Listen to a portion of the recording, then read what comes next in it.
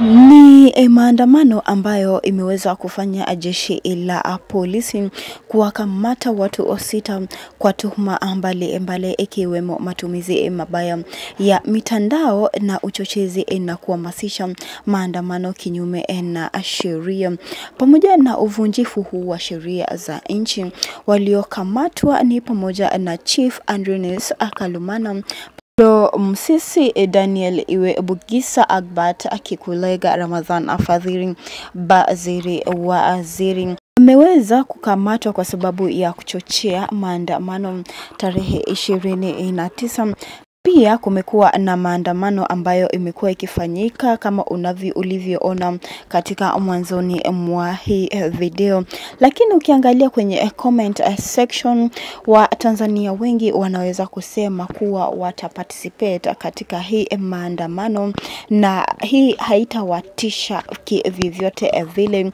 Maana jeshi la polisi limeweza kusema wanaendelea ama wataendelea kuwakamata wale wanaoshiriki katika maandamano ama wale wanaochochea katika maandamano katika mitandao ya kijamii ikiwemo wale influencers ambao pia wanahamasisha wananchi waje kwa wingi waweze kuandamana.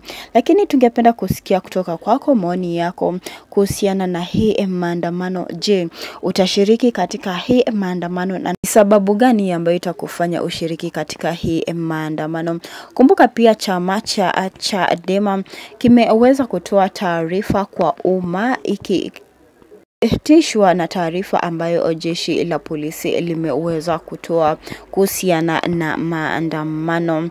Taarifa kwa umma, chama cha demokrasia na maendeleo Chadema kiitishwa na taarifa iliyotolewa na jeshi la polisi Tanzania leo Ijumaa Oktoba 17, 2025 iliyojibu taarifa yetu kwa umma tulioitoa jana. Kwenye taarifa tulilaumu jeshi hilo kuteka na kuficha watu wasiojulikana hususan mkoani Kagera hivi karibuni. Kwenye taarifa yao ya leo, jeshi la polisi limekiri kuwashikilia watu 6 kati ya 7 tuliowataja, huku ikificha taarifa za kumshikilia mtu anayeitwa Levocatus Wilson. Pia jeshi hilo limesema kuwa liliwakamata watu hao kwa mujibu wa sheria. Tunataka wauelezee umma ni sheria gani inayoruhusu wateke watu na kuwaficha kwa siku ya 5 leo.